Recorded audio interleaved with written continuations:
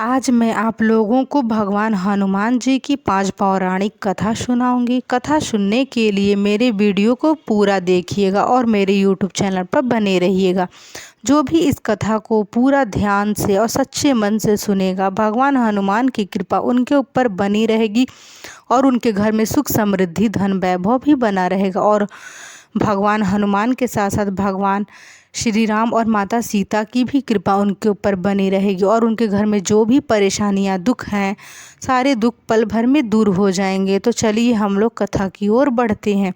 आप इस कथा को पूरे सच्चे मन से सुनिएगा। वाल्मीकि जी रामायण के अलावा दुनिया भर की रामायण में हनुमान जी के संबंध में सैकड़ों कथाओं का वर्णन मिलता है। उन्होंने कई कथाओं में हनुमान जी का आपको वर्णन मिलेगा। कई कथा में हनुमान जी के बारे में आपको सुनने को मिलता है। उनके बचपन से लेकर कलयुग तक तो हजारों कथाएं हमें पढ़ने को मिल जाती हैं। हनुमान जी को कलयुग का संकट मोचन देवता कहा जाता है, क्योंकि हनुमान जी संकट को दूर करने वाले हैं, संकट को हरने वाले हैं। इसीलिए हनुमान जी का एक नाम संकट मोचन भी रखा गया है। क्योंकि यदि किसी के ऊपर कोई भी परेशानी आती है, यदि वह हनुमान जी को पुकारता है, हनुमान जी उसकी पुकार को सुन लेते हैं और उसके पल भर में उसके संकटों को दूर कर देते हैं। इसी कारण भगवान हनुमान जी का एक नाम संकट मोचन भी रखा गया है। एकमात्र इन्हीं की भक्ति फलदायी है। आइए जानते हैं कि कौन से ऐसी 5 पौराणिक कथाएं हैं जो आज भी प्रचलित हैं, जिनको लोग आज भी सुनते हैं। तो चलिए हम लोग कथा की ओर बढ़ते हैं। पहली कथा मैं आपको सुनाने जा रही हूँ। लंका विजय कर अयोध्या लौटने पर जब श्री राम उन्हें युद्ध में सहायता देने वाले विभीषण, सुग्रीव, अंगद आदि को कृत्या स्वरूप उपहार देते हैं, जिन जिन ने भगवान श्री राम की मदद किया था, भगवान उन लोगों को कृत्याग स्वरूप उपहार देते हैं कि आप लोगों ने मेरी मदद की, जिसकी आप लोगों की मदद से मैंने ही लंका पे विजय प्राप्त किया। तो उसी समय हनुमान जी श्री राम जी से याचना करते हैं और कहते हैं, हे प्रभु, आप मुझे बस इतना ही कहिए कि हे वीर श्री राम, कहते हैं, इस पृथ्वी पर जब तक राम कथा प्रचलित रहे तब तक निस्संदेह मेरे प्राण इस शरीर में बचे रहें। हे प्रभु, आप मेरे लिए बस इतना ही करिए। इस पर श्री राम उन्हें आशीर्वाद देते हुए कहते हैं, हे कपि श्रेष्ठ, ऐसा ही होगा, इसमें संदेह नहीं है। संसार में मेरी कथा जब तक प्रचलित रहेंगी तब तक तुम्हारी कृति अमिट रहेंगी और तुम्हारे शरीर में प्राण भी रहेंगे।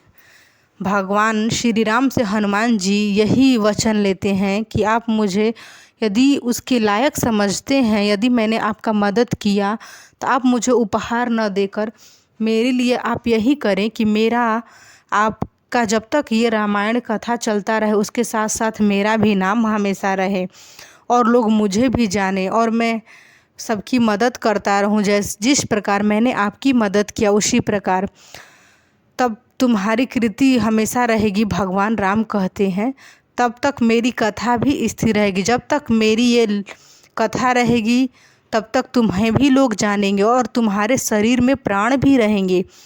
जब तक ये लोक बना रहेगा तब तक मेरी कथाएं भी स्थिर रहेंगी। 4 युग प्रताप तुम्हारा है, प्रसिद्ध जगत उजियारा। भगवान श्री राम उनको बोलते हैं कि जब तक ये पूरी दुनिया रहेगी तब तक मेरी कथा रहेगी और उसके साथ साथ तुम भी रहोगे। यही कारण है कि आज भी हनुमान जी को लोग पूजते हैं, क्योंकि हनुमान जी भगवान श्री राम के सबसे प्रिय भक्त और सच्चे भक्त थे। यही कारण है, जैसे कि लोग आज भी लोग अंगद जो भी उनके मदद किए थे, विभीषण, लोग उनको नहीं पूजते हैं, लेकिन हनुमान जी को ही पूजा जाता है, क्योंकि हनुमान जी भगवान श्री राम से ये वचन लिए थे कि हे प्रभु, जब तक आपकी कथा प्रचलित रहेगी तब तक लोग मुझे भी जाने। तो यही कारण है इनको, इसीलिए भगवान श्री राम का पूजा जाता है। और भगवान श्री राम हर किसी के दुख को दूर भी करने वाले हैं, क्योंकि वो भगवान श्री राम के भी दुखों को दूर किए थे, भगवान श्री राम के भी काज को संवारे थे। इसीलिए हनुमान जी हर किसी के काम को कर देते हैं और आपको दिखाई नहीं देते हैं और आपका काम हो जाता है। तो बस आप लोग को रखना है तो केवल भरोसा। यदि भगवान पे आपका भरोसा है तो एक न एक दिन आपकी नैया पार लग जाएगी। तो ये पहली कथा थी। चलिए हम आपको दूसरी कथा सुनाते हैं। एक बार बचपन में ही हनुमान जी समुद्र में से संजीवनी पर्वत को देवगुरु बृहस्पति के कहने से अपने पिता के लिए उठा लाए थे। यह देखकर उनकी माता बहुत ही भावुक हो जाती हैं, क्योंकि वो बहुत ही छोटे थे उस समय और गुरुदेव उनके बृहस्पति के कहने पे वो पूरा संजीवनी के लिए बोले थे, लेकिन उन्होंने तो पूरा पर्वत ही उठा लाया था। इसी कारण उनकी माता देख के भावुक हो जाती हैं। इसके बाद रावण युद्ध के दौरान जब रावण के पुत्र मेघनाथ ने शक्तिबाण का प्रयोग किया तो लक्ष्मण सहित कई वानर मूर्छित हो गए थे। आपने इस बात को सुना भी होगा और आप रामायण में देखे भी होंगे कि जब रावण का पुत्र मेघनाथ भगवान लक्ष्मण जी को जब शक्तिबाण मारता है तो वो मूर्छित होकर पड़ जाते हैं, मतलब गिर जाते हैं। जमवंत के कहने पर हनुमान जी संजीवनी बूटी लेने द्रोणाचल पर्वत की ओर चले गए थे। जब उन्होंने बूटी की पहचान नहीं हुई, जब पर्वत के पास पहुँचे तो उन्होंने एक से एक पौधे को देखे। उनको समझ में नहीं आ रहा था कि इसमें संजीवनी बूटी कौन सी है। वह देख के ये सब समझ नहीं पाए, उनको पहचान नहीं हो पाई। तब उन्होंने पर्वत के एक भाग को उठाया। जब उनको पहचान नहीं हुआ तो उन्होंने क्या किया, पर्वत को ही उठा लिया और वापस लौटने लगे। रास्ते में उनको काल नेमी राक्षस ने रोक लिया और युद्ध के लिए ललकारने लगा। काल नेमी राक्षस रावण का अनुचर था। रावण के कहने पर ही काल नेमी हनुमान जी का रास्ता रोकने गया था, लेकिन राम भक्त हनुमान उसके छल को जान गए और उन्हें तत्काल उसका वध कर दिया। क्योंकि हनुमान जी को पता चल गया कि ये कौन है, किसके भेजने के कारण यह आया है। इसीलिए हनुमान जी ज़्यादा समय न लगाते हुए उसी क्षण उस राक्षस का वध कर देते हैं और संजीवनी बूटी को लेकर भगवान श्री राम के पास आते हैं, जिसके लिए कि लक्ष्मण जी संजीवनी बूटी जब पिए तो वो होश में आ जाएं। जब भगवान श्री राम देखते हैं कि ये तो संजीवनी बूटी के जगह हनुमान पूरा पर्वत ही उठा के ला दिए हैं, जिसको देखकर भगवान श्री राम जी को बहुत ही खुशी हुई कि मेरे भाई के लिए भगवान हनुमान ने पूरा पर्वत ही उठा लिया। क्योंकि हनुमान जी बहुत ही ताकतवर थे, उनके अंदर बहुत ही शक्ति थी। और फिर उन्होंने संजीवनी बूटी उनके भाई लक्ष्मण जी को दिए और लक्ष्मण जी जो मूर्छित थे फिर वो होश में आ गए। यही कारण है कि हनुमान जी बहुत ही शक्तिशाली हैं। तो ये दूसरी कथा थी। चलिए हम आपको तीसरी कथा भी सुनाते हैं। हनुमान जी सीता माता को ढूंढते ढूंढते विभीषण के महल में चले जाते हैं। विभीषण के महल पर वे राम का चिन्ह अंकित देखकर प्रसन्न हो जाते हैं। जब हनुमान जी माता सीता जी को ढूंढने के लिए जब वह लंका में प्रवेश करते हैं तो वो हर घर में ढूंढते हैं कि कहाँ मेरी माँ सीता है। उनको नहीं पता था कि माता सीता अशोक वाटिका के एक वृक्ष के नीचे हैं। वो तो ये सोचते थे कि माता कहीं राजमहल में होंगी, इसीलिए वो हर एक एक राजमहल की तलाश कर रहे थे कि माँ किधर है। तो वह ढूंढते ढूंढते एक विभीषण के महल में जा पहुँचे और जब वह विभीषण के महल में गए तो वह देखकर आश्चर्यचकित हो गए, क्योंकि विभीषण के महल के द्वार पे राम जी का चिन्ह अंकित देखा और वहाँ उनकी और राम जी के चिन्ह अंकित के साथ साथ ही तुलसी का पौधा भी वहाँ पे लगा था, जिसको देखकर हनुमान जी आश्चर्यचकित हो गए, क्योंकि सोचे कि ये तो रावण का राज्य है, लेकिन कौन है ऐसा भक्त है जो श्री राम जी का भक्त है, जो श्री राम जी को पूजने वाला है। वह देखकर ऐसा आश्चर्यचकित हो गए।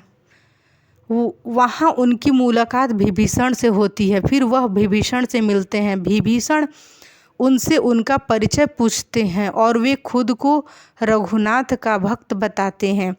हनुमान और विभीषण का लंबा संवाद होता है और हनुमान जी जान जाते हैं कि यह काम का व्यक्ति है, और वो ये भी जान जाते हैं कि ये राम जी का सच्चा भक्त है, राम जी को पूजने वाला है।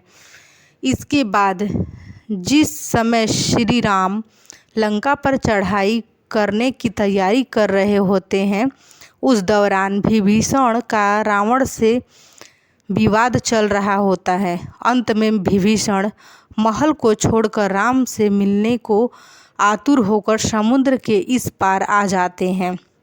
वानरों ने विभीषण को आते देखा तो उन्होंने जाना कि शत्रु का कोई खास दूत है। कोई भी विभीषण पर विश्वास नहीं करता।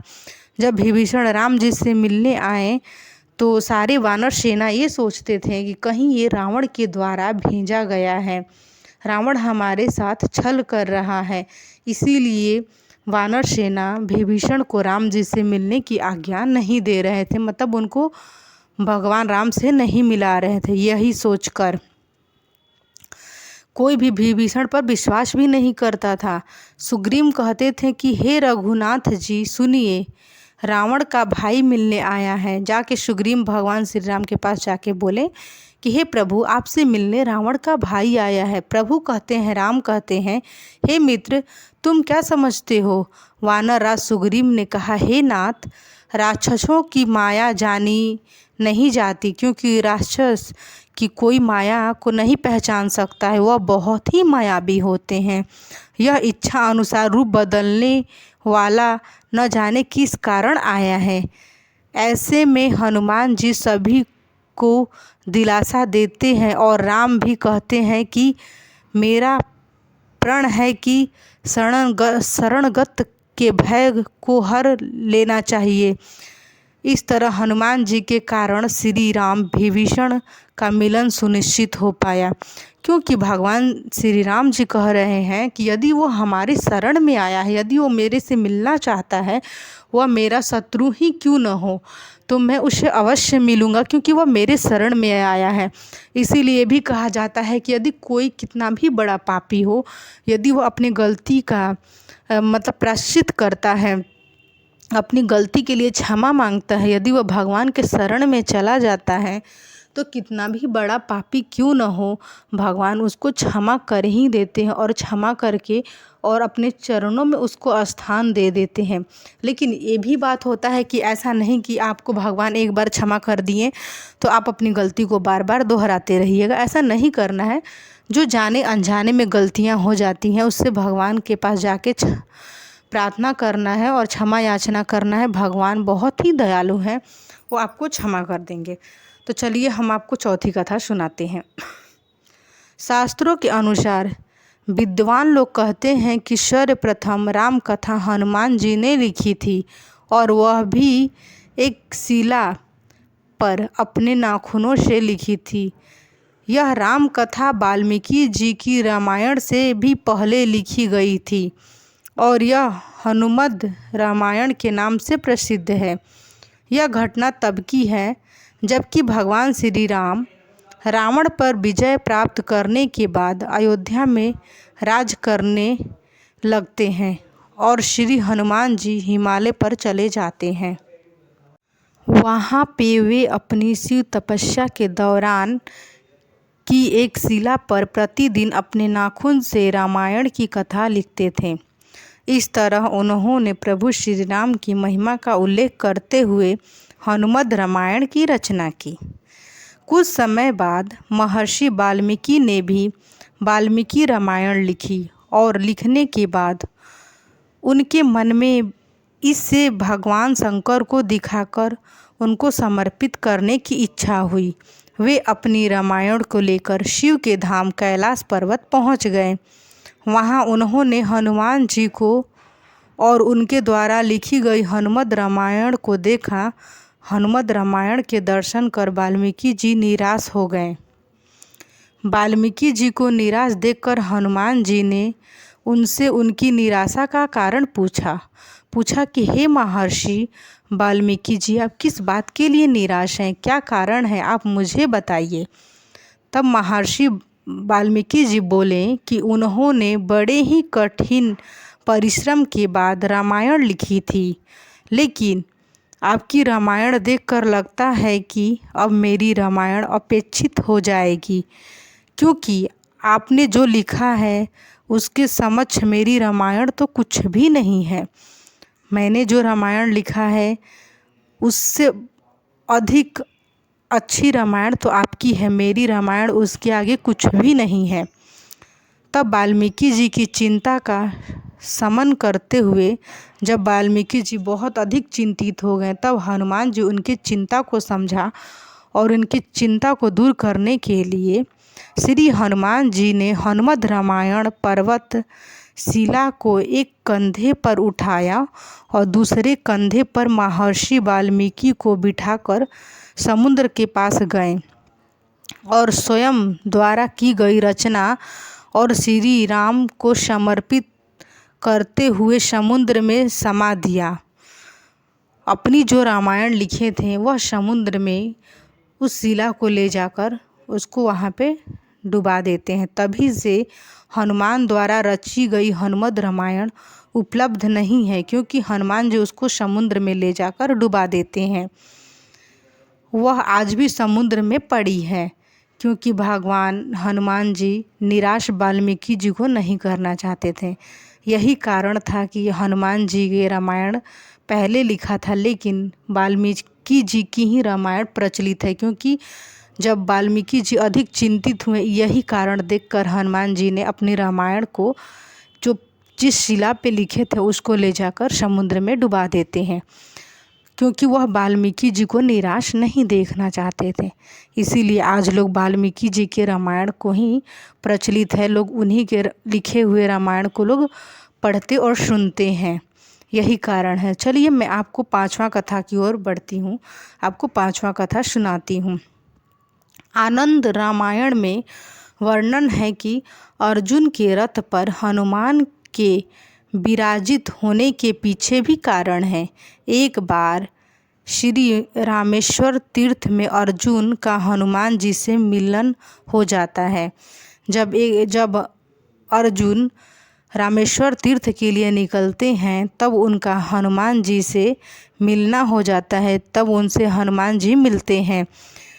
इस पहली मुलाकात में हनुमान जी ने अर्जुन से कहा, जब हनुमान जी अर्जुन से मिलते हैं तब हनुमान जी अर्जुन से कहते हैं, हे अर्जुन, अरे राम और रावण के युद्ध के समय तो आप थे ही। उन्होंने ऐसा प्रश्न करते हैं कि आप जब राम और रावण का युद्ध हुआ था तो क्या आप थे अर्जुन? तो भगवान राम की यही कथा थी 5। ये बहुत ही सुंदर कथा है। इसके सुनने मात्र से लोगों के सारे दुख पल में दूर हो जाते हैं। जो भी इस कथा को श्रवण करता है सच्चे मन से, सच्चे लगन भाव से भगवान हनुमान की कथा जो भी सुनता है उसके दुख पल भर में दूर हो जाते हैं, क्योंकि भगवान संकट मोचन हर किसी के दुखों को दूर कर देते हैं, क्योंकि ये संकट मोचन संकट को हरने वाले हैं। तो मैं आप लोग से यही बोलूँगी कि जो भी इस वीडियो को पूरा देखा होगा, जो भी सच्चे मन से सुना होगा, भगवान श्री राम की कृपा उनके ऊपर बनी रहे। और मैं आप लोग से यही बोलूँगी कि भगवान हनुमान की कृपा से आपके सभी दुख दूर हो जाएं। तो यदि आप लोग को मेरी यह वीडियो पसंद आई होगी तो आप मेरे वीडियो को लाइक, शेयर एंड सब्सक्राइब ज़रूर करिएगा। और इसी तरह का वीडियो देखने के लिए मेरे YouTube चैनल पर बने रहिएगा। यदि आप मेरे YouTube चैनल पर नए हैं, यदि आपने अभी तक मेरे चैनल को सब्सक्राइब नहीं किया है तो कृपया करके इसे सब्सक्राइब कर लीजिएगा और बेल आइकन भी दबा दीजिएगा, जिससे आप लोग को नोटिफिकेशन हमेशा मिलती रहे इसी प्रकार की वीडियो की। तो प्लीज़ कृपया करके आप सब्सक्राइब कर लीजिएगा और मेरी इस वीडियो को ढेर सारा प्यार दीजिएगा। भगवान श्री राम की कृपा आप लोग पे बनी रहे। कमेंट बॉक्स में जय श्री राम, जय बजरंग बली कमेंट बॉक्स में ज़रूर लिखिएगा।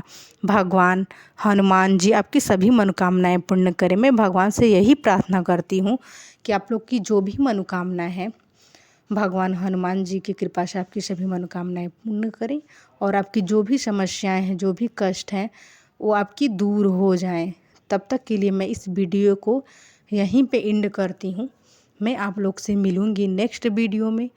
जो भी मेरे इस वीडियो को पूरा देखा होगा उसके लिए बहुत बहुत धन्यवाद। और जय श्री राम भक्तों। भगवान श्री राम और हनुमान जी की कृपा आप लोग पे बनी रहे।